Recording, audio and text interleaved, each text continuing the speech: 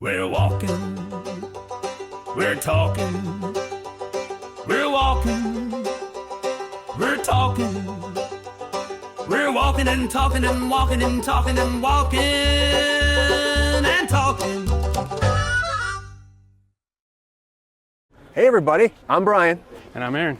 And today we are talking about sci-fi. Hey guys. Starting at Griffith Observatory. Look at this. It's really cool.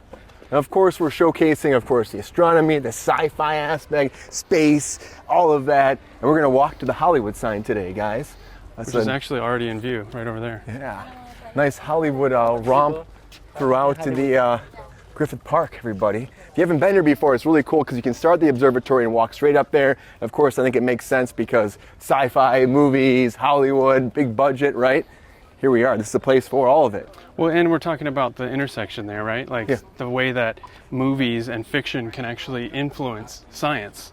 Not only one going to the other, like making movies about things that are sort of cutting edge and really interesting technology and science that is a little bit more, I don't know, prone to the fantastic and the awe-inspiring stories, but also the way that a fictional story can literally inspire new innovation, new technologies, the way that filmmakers can kind of, and authors can kind of, and have throughout history, provoked new ways of thinking about things that are not real, things that don't exist yet, how you can develop those technologies in the future. Yeah. Obviously the most probably prolific one is Star Trek, right? Oh man. Star Trek is just... You're gonna start with Star Trek, huh? Gotta start with Star Trek. Get into Star Trek, okay. I'm down to get into Star Trek. Let's I don't know enough about it. The reality is I've only seen a few of the movies. I haven't watched too much of the show, but I do appreciate the way that essentially cell phones come from cell phones, right? The flip phone, of course, was a telecommunicator. You also had opening doors, self-opening doors also came from that too. And Get Smart. They had all those, the intro to Get Smart. Yeah. With Maxwell Smart. Well, the shoe phone, They haven't gotten there. We don't have a shoe phone yet, which is kind of an oversight if you ask me. I'm like, why not yet, right?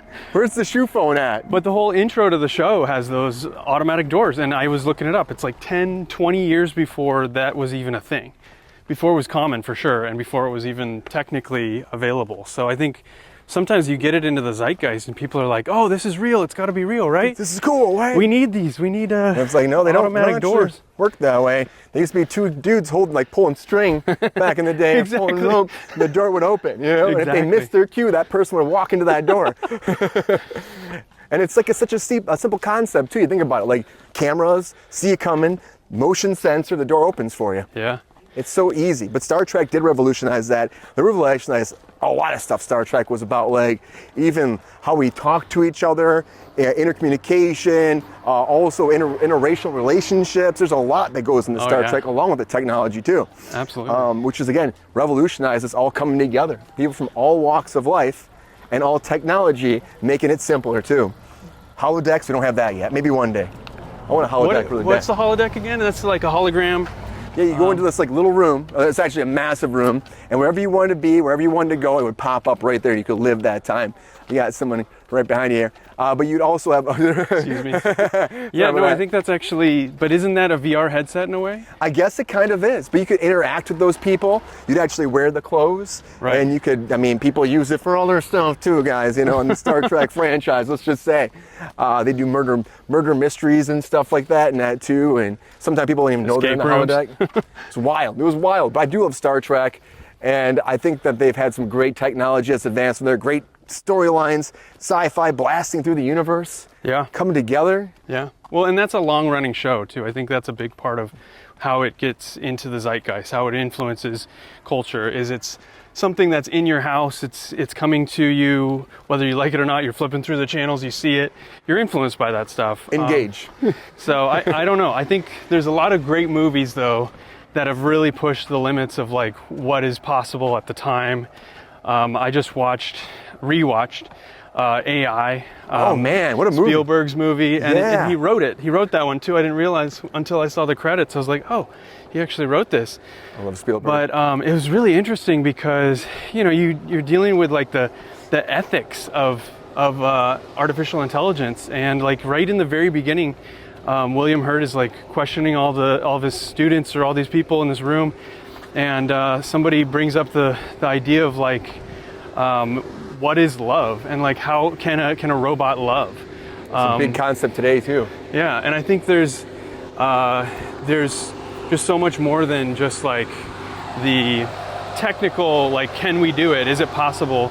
But obviously the question of should we do it? That's the biggest moral, like ethical kind of thing. Question we're asking, should we do it? Should we allow it to happen? It's happening. Yeah. If you see on the bus stops everywhere, we'd actually have the AI companions or a thing that's happening. Oh yeah, that, what's it called? I mean, I don't know what the name of it, but I see AI companion everywhere. Yeah, totally. And I'm like, AI companion, it seems crazy to me, but that's the world we're going towards. But even AI though, Jude Law was really good in that too. Oh yeah. I like Jude Law a lot in there. Well, it And even like entertains kind of the idea of like AI slop, I think, before that was even a term and before it was really even envisioned, because they've got all these robots that are defunct and they're using them for like a sideshow to destroy them, right? Like the flesh fair or whatever they called it. But it was like a really perverse idea of like where this technology has become so ubiquitous that it becomes a sideshow and a way to kind of like, I don't know, get some sick pleasure out of like destruction and decay. And I think that's what AI slop really is too, in a way. It's like people are just using this thing because they can, not because it's like actually a good thing to use all the time. But it's definitely interesting to go back and look at some of these old movies. Like, again, I was also watching Blade Runner. Blade Runner's a big one. It's like one of the biggest sci-fi movies out there, I would say. Yeah, for sure. And like just thinking about like the replicants and whether they know that they're actually replicants or not, just sort of like what is humanity? Getting down to exactly what makes a human, what makes us real, what makes us like it's not only tech and technology, it's philosophy, right? Like we're trying to understand ourselves and trying to understand what's possible and what's ethical through the lens of what's happening around us, whether we like it or not, in terms of the development of technologies. And they're not stopping with that franchise. We had like when 2049 came out, where they tried to bring that back around, and they have a series coming too. So like we're always delving into these sci-fi franchises that like ask that question, what if this happened? What if that happened? How will we actually adapt to that too? Like the AI companion thing, Her. I don't know if you ever saw Her before. Oh yeah, Her's a great one. Yeah, and that's also about like technology we're pushing. That was years ago now, like at least 10 years ago, 15 years ago. Yep.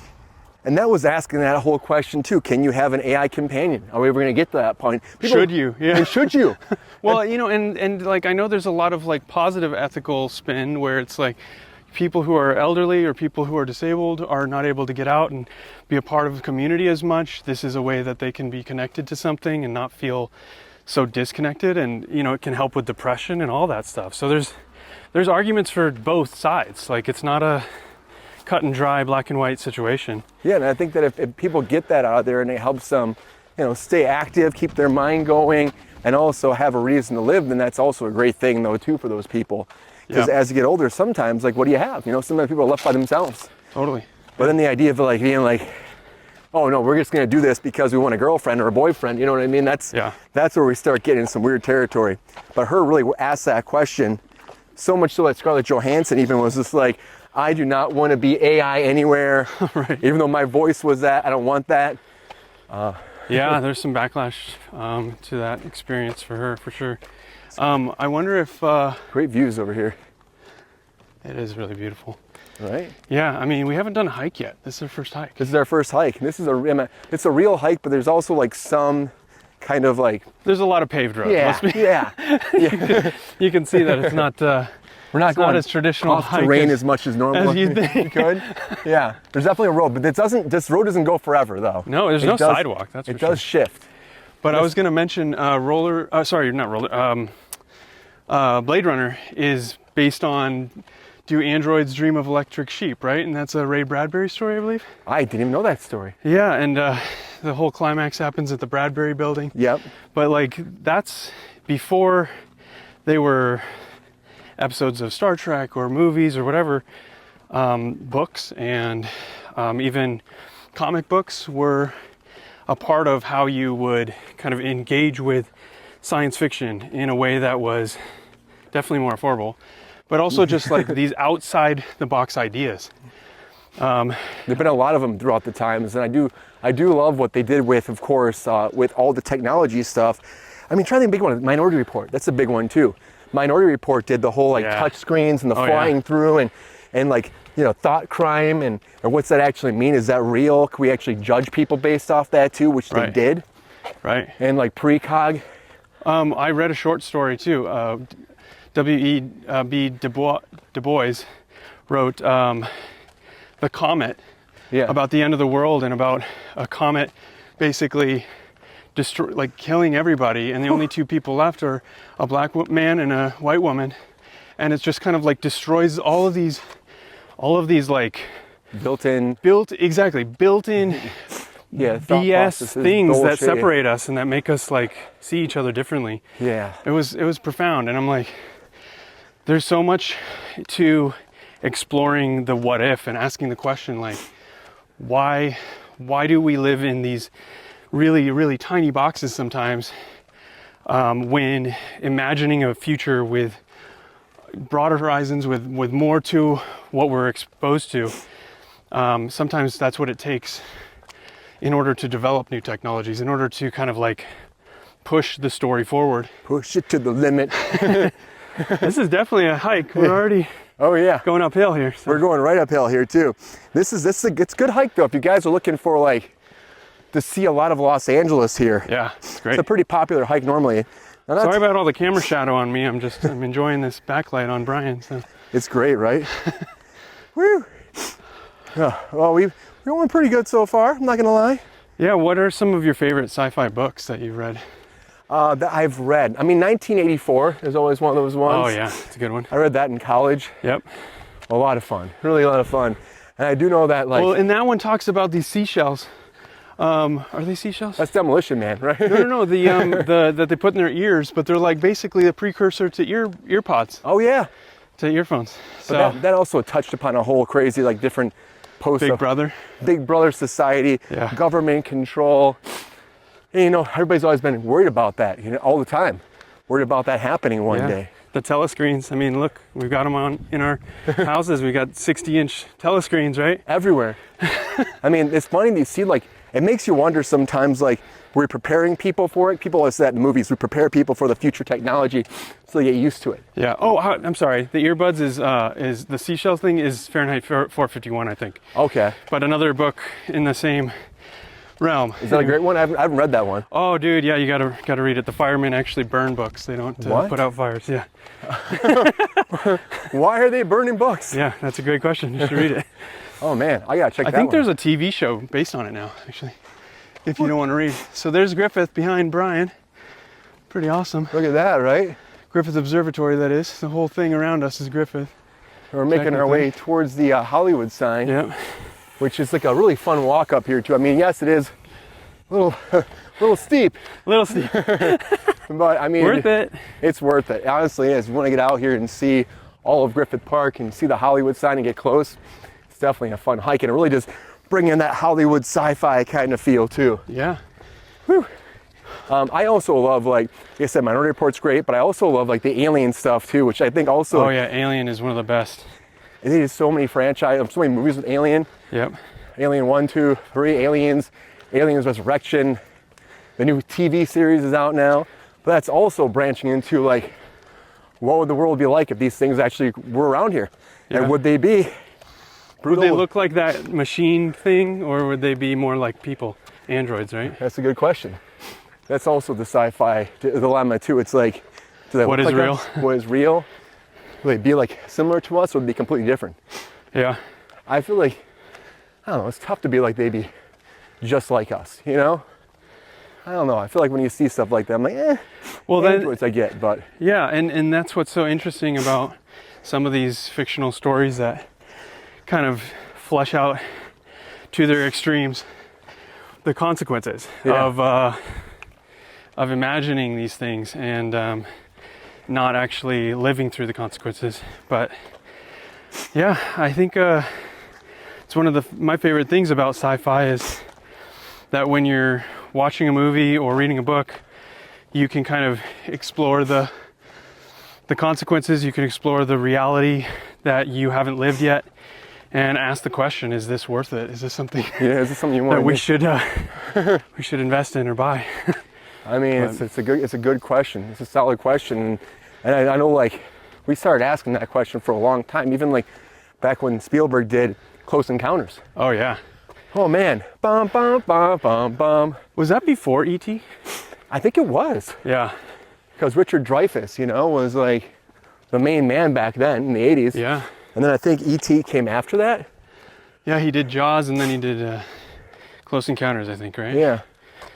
But Close Encounters is like, feels way more serious than the normal Spielberg movie, right? Like so much more like rooted in, it's science, it's like fiction, but it's rooted in realism in a way that doesn't feel like it's about like some family or a kid or like it's just like a really basic story. It's way bigger, just this grand scope. I don't know. I kind of got that from like Munich and some of his more serious movies, but you know, growing up, I was like watching Hook and all these other things that were just like almost pure fantasy. I got hooky. I know that's not sci-fi. But I know, but still, it's great. What's another one of your favorite sci-fi movies? It's funny because I would say a lot of people don't care for it, but Contact. Oh yeah, Contact's great. I think that's kind of that's the type of example I was trying to think.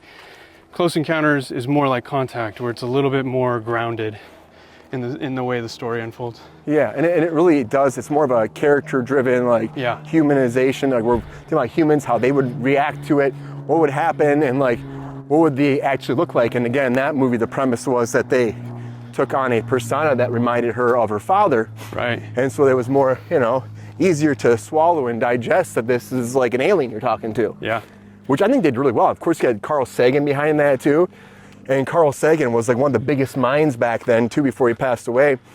And as just like, you know, and on the set, kind of helping them out, making sure the science is right. And it bombed. Didn't he have like a theory about what's it called? Billions and billions of stars. What's the theory that essentially assumes that there's got to be life out there? Oh yeah, that's the because it's based off how many different planets there are. They found what they can still find. It's called the oh man, I don't know. It'll come to me. Well, while we're thinking of it, let's talk about Three Body Problem, because one is the recent like TV show that just blew my mind. Have you seen it? I still haven't watched it. Oh, dude, you got to watch it. Everyone's been telling me how great it is, but I still haven't watched it. I think they're doing a second season right now. What? And yeah, it's like, it's so good, and it makes you think so far outside of like what I'm used to when I think of sci-fi, because it incorporates video games. Oh, yeah. And I never saw that coming, and it wasn't really something that I am super a part of, but it gave me an appreciation for it in a new way. Oh man. I don't know, it's like, how did it incorporate video games though? There's basically a device. Go back to episode 3 to watch video games conversation. Yeah. Continue. There's basically a device that they use, and it's connected to the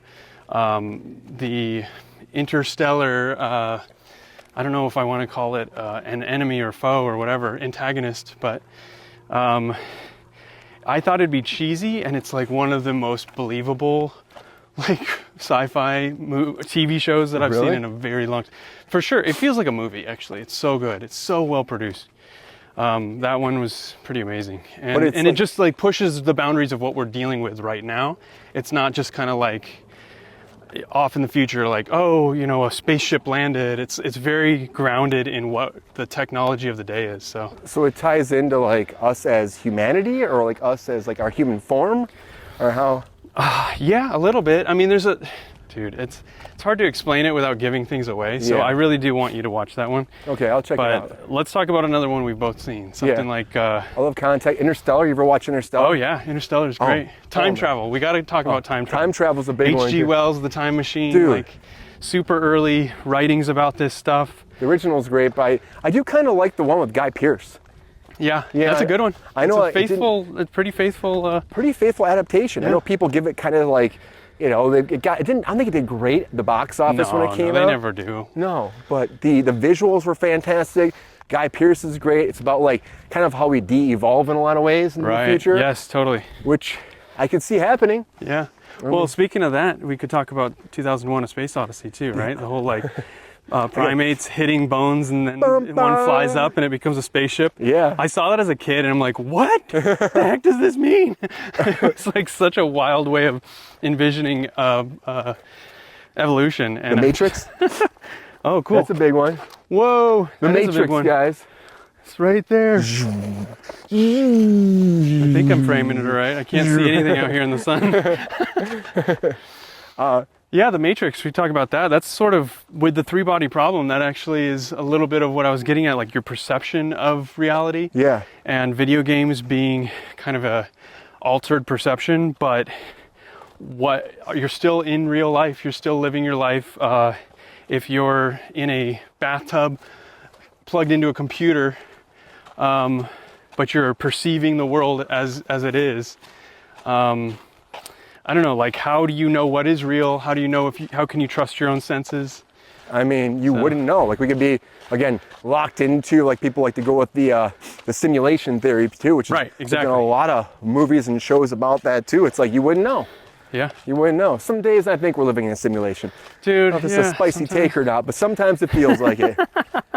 That's a pretty spicy take. I mean, but we're here. We're cooking in the sun. We're hoping our camera doesn't overheat, so it's a spicy day. It's a spicy day. It's Look like at that real things are happening. Jeez, wow. I know, right? I love that. This hike is really fun too. Oh yeah, and it's so simple. It's so close. Like, it was busy on a Tuesday for a reason. I think because it's just such a accessible location, and it's so gorgeous. I mean, you can take so many great photos here, and oh man, like look at already how close we're getting to this. I know. You know, and we'll walk right up to it. Well, we'll get as close as we can get. You Yeah, know? there's the Hollywood sign over your shoulder. It looks pretty great. Not the best angle from here, but No, but we'll walk like along the bottom of it. 'Cause you can't go right up to it. That's the No. problem. Yeah. If you walk, well, you explained that in episode 1. yeah, I did. So if you walk up to it, the helicopters will come. We're not doing any helicopters today. We already saw 2 today. Yeah, That- flying in formation, pretty rare. Which maybe someone was getting too close, you know? Yeah, you never know. That could have been what it is. That would make sense to me. Scramble the choppers. Get him! Get to the chopper! Get to the chopper! Which is, again, another sci-fi Predator, you know? Oh, that's a great one. Yeah, and they've got a new movie out right now. Coming out, yeah, it's out right now. It's just hitting the theaters right now. And that's about like Predator Badlands going to, of course, a remote planet. Yeah, but talk about a way to re-envision the character, you know, and like taking somebody who's been the bad guy and turning him into the good guy in a way. Pretty Right? cool. I do love that too. It's like, yeah, again, and Arnold was such a great character in that too. Oh yeah.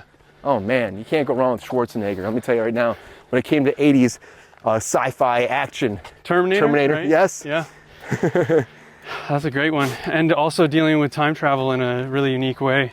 Thinking about the fact that you're affecting the timeline, Back to the Future style, but how do you kind of fix the timeline How do you fix the in a timeline? way? Well, you got to show up naked in a bubble. That's what we learned. Let's go!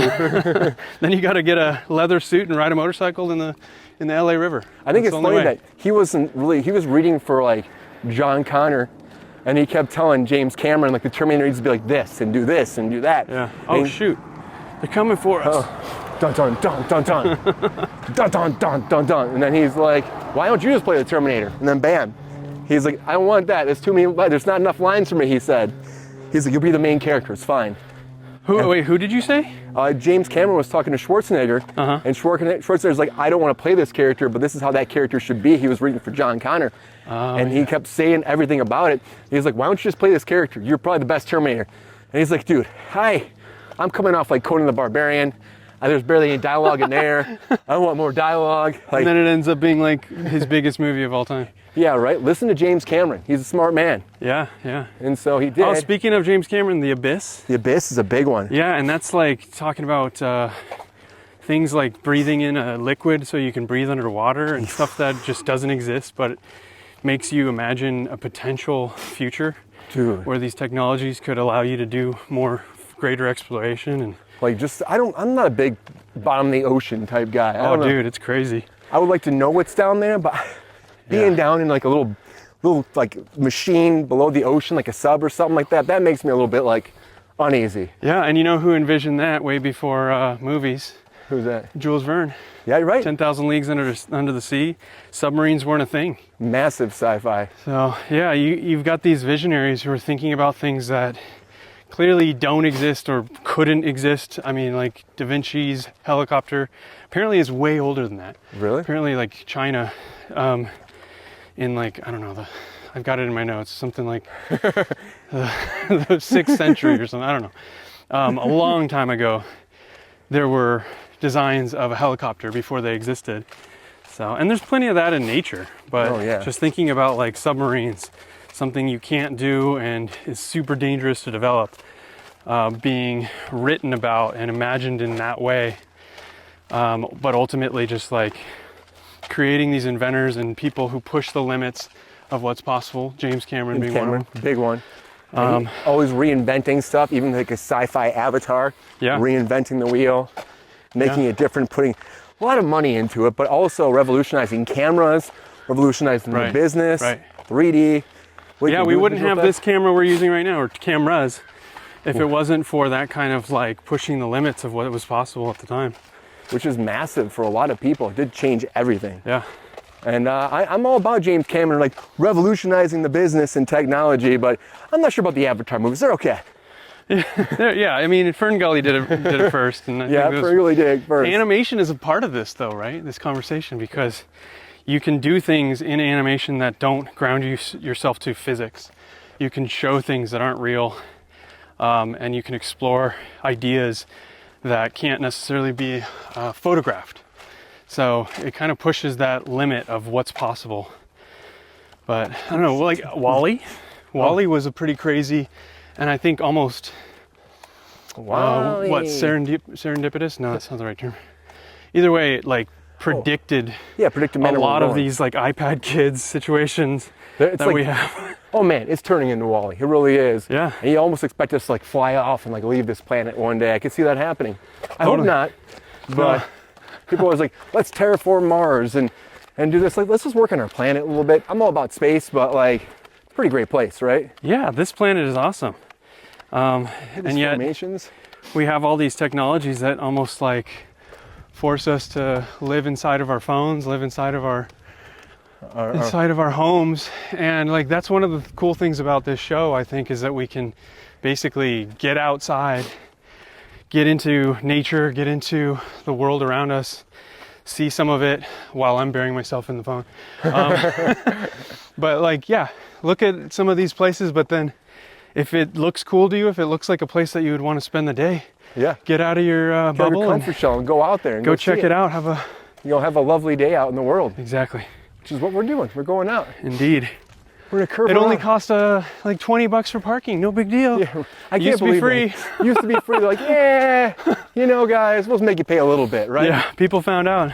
$10 an hour. Like this close. There's so many good hikes though. This is an iconic one, right? Yeah, like to go from the Griffith Observatory, which is also worth checking out. Yep. All the way to the Hollywood sign, I think is just a sample, a tiny, tiny sample. That's the tip of the iceberg for the amazing hikes through Griffith, but then also all the hikes around LA. And all the sci-fi movies they made in this town too are just amazing. Even like, the Day the Earth Stood Still. You know? Oh, that's a good one. Yeah. That's a big one too, where it's like, again, sci-fi, aliens, Independence Day. Independence Day, a massive one. So good. Oh man, one of my favorite. The sequel. All right. I just love the like, I don't know, the whole thing feels so immediate and so like intense. It feels like an action movie, but it's still grounded in so much science. Like you've got Area 51 and people kind of going like, oh, that's all fake, it's all fake. And it's like we get to Congress giving testimony on alien life forms and UAPs or whatever they want to call it next. Yeah. And it's like, no, they weren't joking, they weren't lying. They're not lying at all. Not one bit. This stuff is way more real than we want to believe, you know?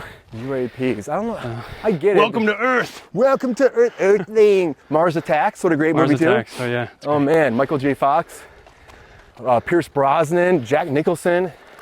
That was now a you're great just naming great actors. What are you doing? They're all in that movie. Are they really? Yes, they're all in that movie. Mars Attacks? Yes. No. They're all in Wait, that really? Mars Attacks. Yeah. Oh gosh, I gotta rewatch that. You also, I mean, that movie is jam-packed with big celebrities. I had no idea. Big I don't know stars. why I didn't... Michael J. Fox is barely in it, but he's in it. Pierce Brosnan becomes like a dog on a head. Oh, right. That's right. Dog. Like Jack Nicholson's the president. Men in Black. Speaking of like stuff that you thought was super far-fetched. I love Men in Black. Men in Black, man. The world, the universe in a marble. And Michael Jackson was part of it too, apparently, according to that. They did like 3 of those movies, and they're still trying to reboot it, like 21 Jump Street and Men in Black combined. Yeah. Like, yeah. What are we doing, guys? What are we doing? They're trying to make money. Got to do it however you can. Trying to make money, yeah. I'm all about that. I'm about the sci-fi genre, though. Like I said, we didn't get into it much, but Interstellar is one of those movies. One. Yeah. Go back to that one. Yeah, Talk like about Nolan, it. so great with that. Matthew McConaughey, all right, so great. Yep. The whole idea of, again, one of the most, I guess, truthful to Scientology, or to science, I should say science, not Scientology. Science, technology. Yeah. I'm combining them, which is easy to do, but, you know, watch out on your left here. But science and technology, and even like what happens with him traveling through black holes, what could happen with, when you're trying to go through a wormhole, what would actually happen? Yeah. Like how they easily explain it. Yeah. And communicating with the past, communicating with the future. Right, through a bookshelf, which again, some people are mad about that, but I was fine with it. Well, in some ways it's an allegory too. Like all these older authors, I mentioned Jules Verne earlier, like, was the other one I was gonna think of. He wrote, Anyway, they wrote these things down, these ideas in books, and they reach us from, you know, lifetimes later. And they reach new thinking and people who've been exposed their whole lives to new technologies that couldn't have even been possible back then. So in some ways, it is good to go back and read a 100-year-old book and be kind of re-inspired with new technology and with the understanding of what's possible to say, hey, maybe I should put these two ideas together. You know, maybe I should act on this new technology to create and bring about something, an old idea. But the Jules Verne will come to me eventually. I love Jules Verne, yeah. Around the world in 80 days or something like that. I can't remember. Around the world in, is it 80 days? 80 days. I don't know. But yeah, he wrote a ton. Like he was pretty prolific in terms of science fiction back then. Like the imagination was always there. Yeah. We just evolved from there, and they were able to actually showcase it on movies. Like Tron was like one of the very first films. Inside the video game, right? Inside the video game, where they actually shot with computer graphics. Right. And brought it to the big screen, and people didn't really love it. Yeah, it's always tough to do anything that is pushing the limits of what we understand, right? Yeah. But evolved, and it got better. The second one, I think, was even better for it comes to like visual effect, kind of like sci-fi. Yeah. Third one just kind of bombed, guys. Sorry about that. But well, so another movie that just bombed, but it may be just way ahead of its time. I don't know, Megalopolis. Yeah. And I think that was kind of a riff on, or not an adaptation, but like an advancement of the Metropolis idea, right? So good. One of the early films that was... I call it Megaflopolis, by the way. But one of those early films that really kind of imagined a universe that was beyond what we currently have.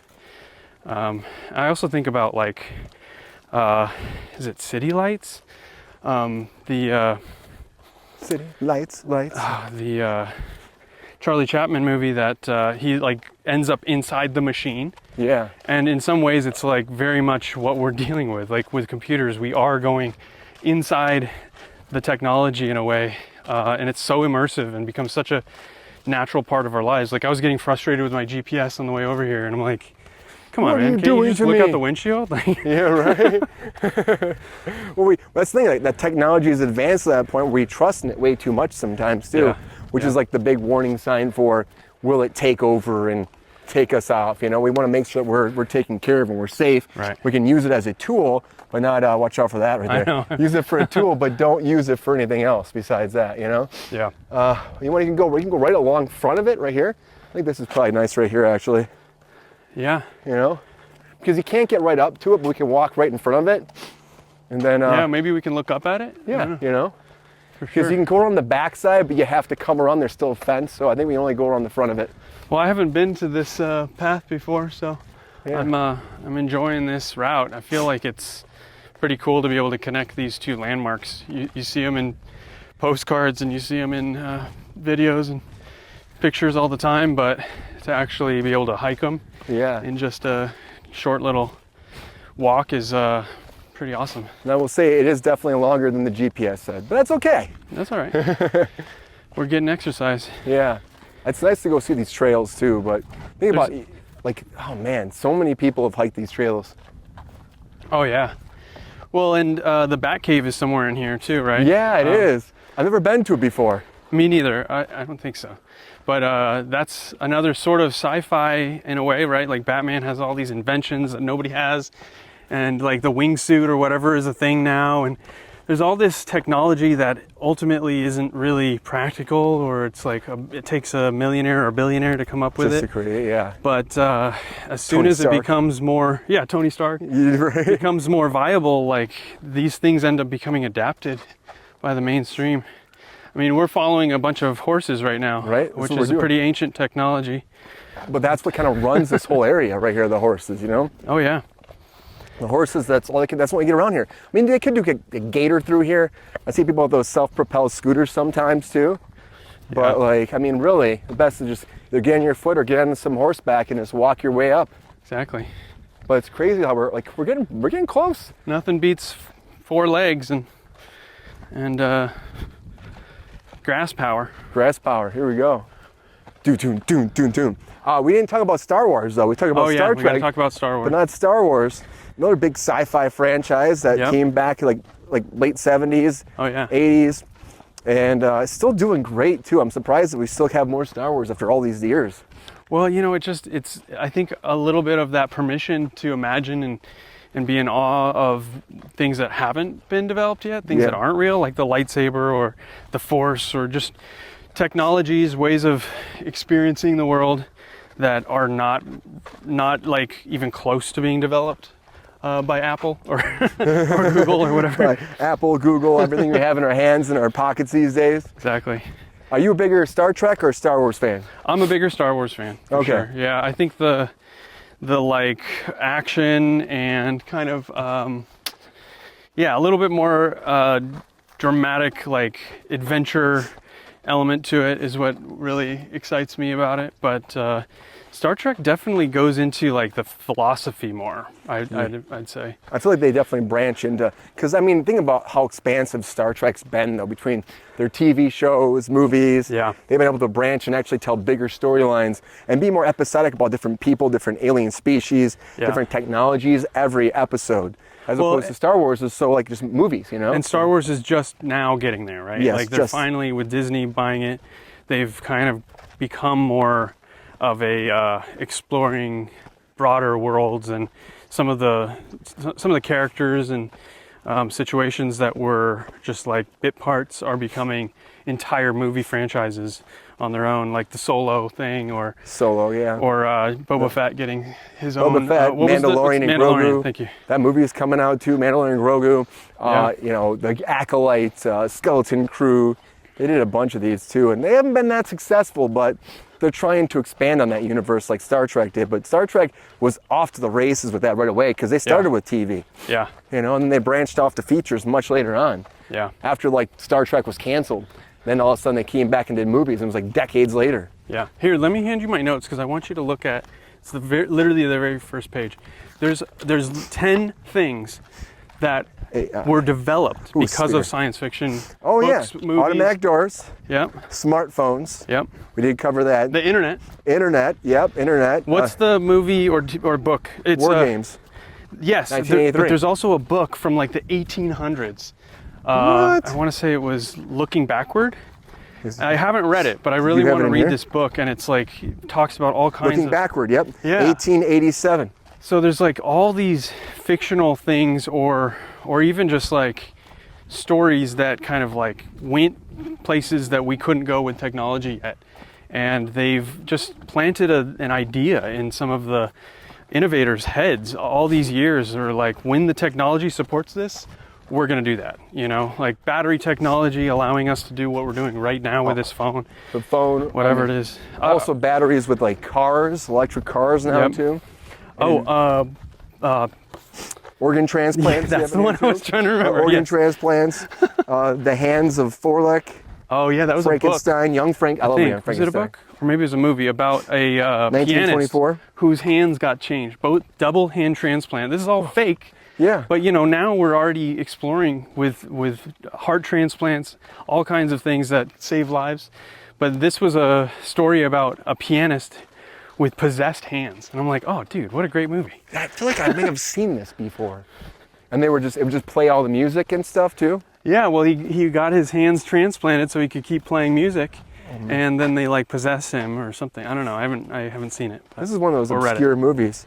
Kind of like They Live, obscure movie. Oh yeah, there you go. That's a great one. I threw that at you. So I got my sunglasses on. Yeah, right. Just in case. Careful, you can see everything right now.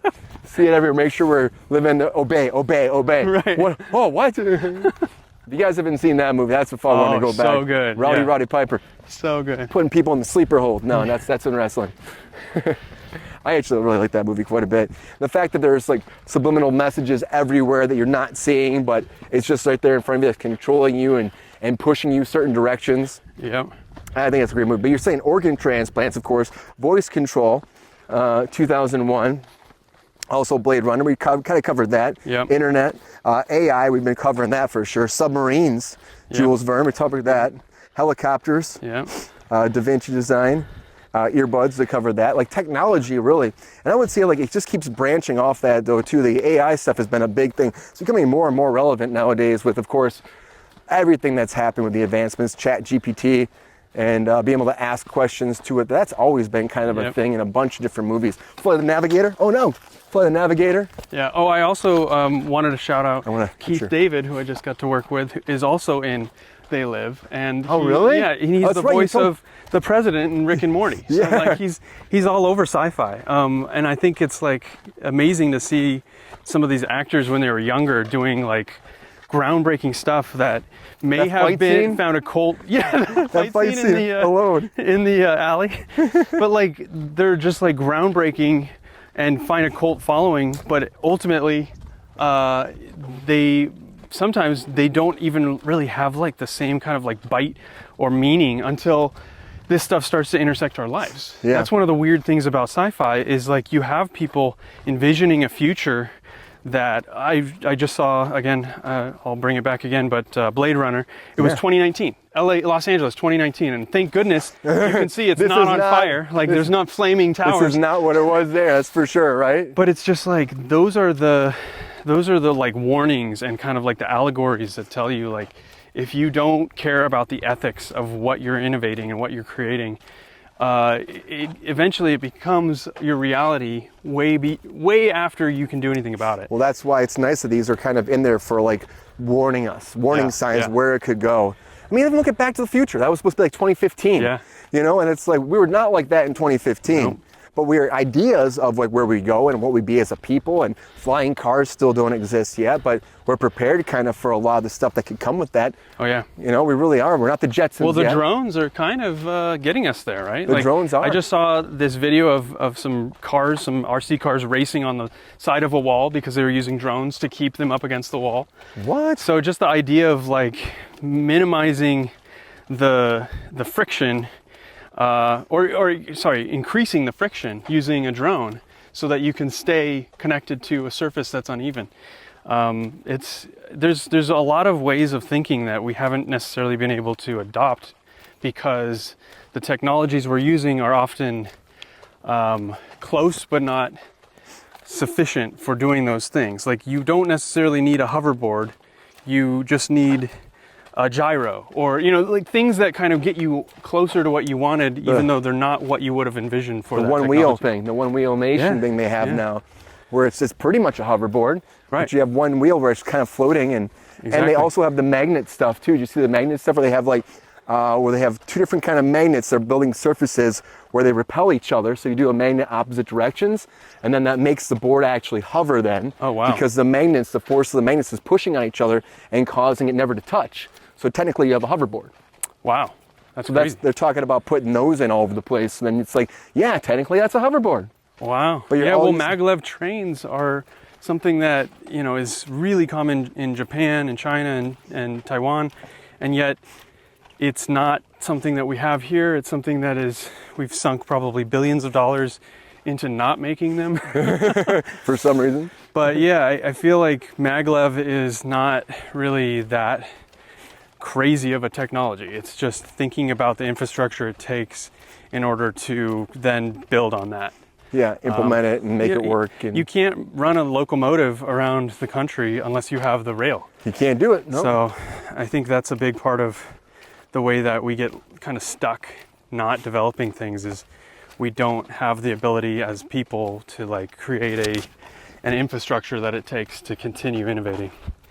We have to keep innovating. I don't want to go backwards, you know? Yeah. Well, the internet is like a brand new railroad track in a way, right? Like that allows us to do all this stuff and continue publishing these videos, making things that are not necessarily going to be adopted by the mainstream, but are still relevant and still allow you to think outside the box and allow you to pursue new ideas or engage with technologies that don't exist yet, but certainly could. Yeah. If they have the right investment. What's your favorite sci-fi movie? Favorite sci-fi movie? I know it's a big question. It's a heavy question. You know, I was thinking it might be 2001: A Space Odyssey, just because it's so far outside of the kind of like normal action adventure realm of things. It's not Star Wars. It's not Blade Runner. Yeah, Blade Runner's a little more philosophical though. But I really love the philosophical aspect of it and thinking about things from a what's the word? I don't know. Like an outside. Just like philosophical is the word I'm going to use, because ultimately that's what I love about the Matrix. The Matrix is pretty close there. Matrix, because it's not just about like the physical world, you know, bend the spoon. Like, yeah, right. Actually imagining which pill are you going to take? How much of this is perceived and how much of it is real. Yeah, what do you want? Do you want the reality or do you want the fake life that we're used to that just like sugarcoats everything, right? Yeah. This looks great and all the steak tastes like steak. I love it, but overall, is that real? Do you want to live in that fake reality or do you want to find out what the world's actually like? Yeah. A lot of people would choose to stay in the fake world. Right. But I feel like that's what's interesting about 2001 for me as well, because it does deal with space travel when it was fresh and new and kind of like the final frontier or whatever. Yeah. And imagining that there's so much beyond this earth and so much beyond what we can even begin to grasp.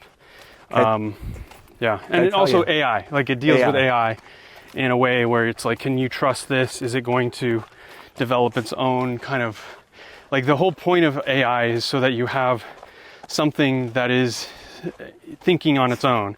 But do you want that? Do you want that? I tell you something about 2001. When I was a kid, we were forced to watch it in high school.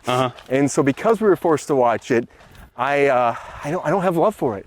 And I should. Right. But I haven't ever gone back since high school because we were forced to watch it and watch it again. And it's one of those ones that everyone was like, Brian, I don't understand. This is like right up your wheelhouse. You love this. And I'm like, I got this bad taste in my mouth. Well, I just got it on Blu-ray, so we'll watch it together. Okay, I'm down to check it out again. I love the bum bum bum bum bum bum. It's a little slow, but that's part of the contemplative nature of sci-fi, I think. I think that was the word I was searching for. Like just taking the time and being patient to think about these things and allow like revelation to hit you. Yeah. Because if things are happening so fast and basically the cut or the movie is thinking for you, it's hard to come up with sort of like a personal meaning that sometimes art gives you an opportunity for that action films can't. Yeah. And action films never have that. I mean, they're not the deepest thinking sometimes. Look at the Fast and Furious, you know? You're just rolling, going to an action, bam, bam, bam, go, as opposed to like the sci-fi, we're always questioning humanity, questioning ourselves, questioning what's real and what's not real. Yeah. Like the Matrix did that a lot, like I said before, and I don't know. I love like going on to space too. Like there was a movie called Chain Reaction. Chain Reaction, have you ever saw it before? Oh no, I've seen the game show. But that's really cool too. They go into space and it's like they go to like of course some kind of like, I guess it's like a station, a space station out in the middle of nowhere. and there's these problems happening there. It's crazy. Get into it. Watch it. Well, what's your favorite time travel movie? Let's talk about that for a little bit. Favorite time travel? Yeah. Help me out. Keep me from walking into you're good. any landmines. You're going, yeah, I know, right? I gotta think about that. Just keep going straight. I see no Or landmines. off the cliff. Right off the cliff, yeah. I mean, I like Sliders a lot. Is that a tough? You ever watched Sliders? I've never seen it. Sliders was like on Fox back in the day, but they would time travel through different, like, almost like multiverses and stuff like that, but they keep opening portals and go into new worlds. And it was like, who was it? Connolly was in there. Not Chris Connolly. But it was like... Oh, it's like that TV show, the, what's it called? The Stargate. Like Stargate, kind of like Stargate in a lot of ways. But they just keep traveling and traveling. They meet different versions of themselves sometimes. Wow. Or they'd see themselves in the past. It was cool, but it was more like multiverse stuff. But time travel, Stargate was great. That was also a whole different world right there. I also like Back to the Future, of course. That's the best time travel movie I think ever for sci-fi. What about Looper? Looper was awesome. Yeah. Did you like Looper? Oh, it's one of my favorites. Oh man, Bruce Willis. It's a little bit like JGL. What's the term? It's a little like popcorny. Like it's got a little bit of the popcorn, Close the loop, satisfy you kind of thing to it. But I feel like it's one of the most like consistent time travel universes there is, and they did a really good job of like dealing with kind of like in Back to the Future, what would happen if you actually did this? Yeah, and like also it's like going back and like that moment, like it's just early in the movie where like you take and you find out it's you. It's like the younger version of yourself. Exactly. It's like going back and taking out the older version of yourself. It's crazy. Yep. It's like, but that would happen. If you were going to play that part apart. What's you never the know. Ethan Hawke movie? Close the Loop. That does time travel. Black Suitcase or? Yeah, that. But wait, no. There's like a suitcase thing, wasn't it? Yes, that's the one I'm thinking of for sure. Oh man, we're gonna have to put it on the screen. Yeah, we can pop it up. Bird. Beautiful. Yeah. Like honestly, like it's literally right there when you go around the corner. We're pretty much in probably the best viewpoint of it. Yeah, we're almost there. Yeah. It's called like The Briefcase? No, it's not. I think it's something. It's a cool movie. It's a really cool movie. Yeah. We'll have to look it up and pop it up here too. Yeah. Ethan Hawke, great actor too. So good. I do love that movie. I think it's like that. What is it called? There's that other one that was super indie where they create a time machine in their garage. Do you remember which one I'm talking about?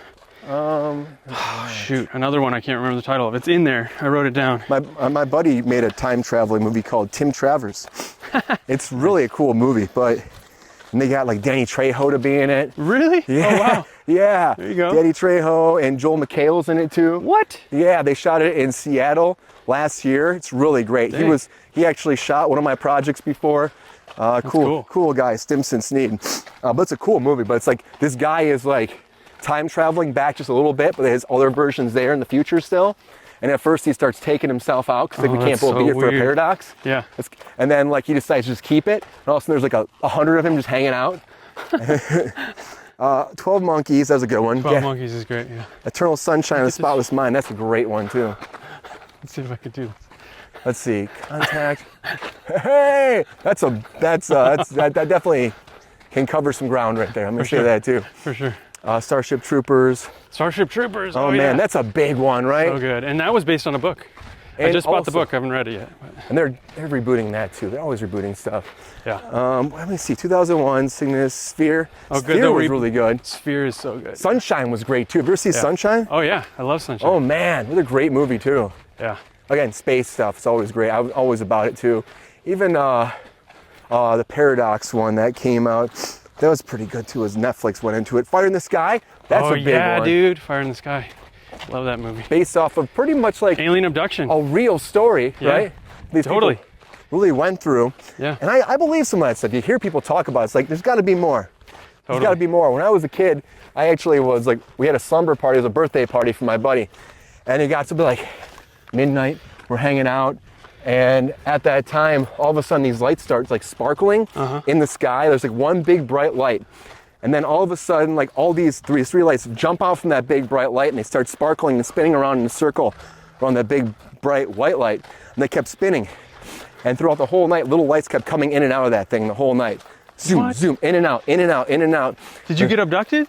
I don't think I did. I mean, I was like 12. Do you have a lapse in your memory that you can't account for? I remember this. I mean, we were just watching it, and then like the sun came up, and the three lights went in all directions, and the white light went straight up in the sky and disappeared. Dang, dude. And the next day, they were like, "Hey, recent news. Oh, there was a weather balloon down. No joke, no joke, in Michigan." I was like, "Weather balloon?" And we recorded like on one of those talk boys when we were kids. Yeah. We recorded the whole night talking to it. That's not a weather balloon. Not a weather balloon, no. No. But people, you know, want to believe what they want to believe. What a great view of the skyline downtown Look at LA. this, right? Looks awesome. It's really cool to come up here. Yeah. And it is a little bit of a hike, but it's, you know. I already saw the sign. I was peeking up. Yeah, it's peeking at the end there, but we're getting close. This is getting close to the end of the hike here, but we literally went from Griffith Observatory, and you can you see it? You see Griffith? It's kind of peeking up. It's way down there. Somewhere down there. Yeah. But I think we're close to the Hollywood sign here. Yeah. Yeah, there it is. We could stop here. We could go further, but this is pretty great, right? You can see a little bit of it. Like you can go to the watch. There's that watchtower right there. That's pretty much as far as you can go. Yeah. But we're right here, guys. Pretty Hollywood cool. sign. We made it. Yeah. Thanks for joining us on Walking and Talking today, guys. Thanks for indulging all of our science fiction nerdiness. We'll see you guys next week. Take care, guys. Walking and talking.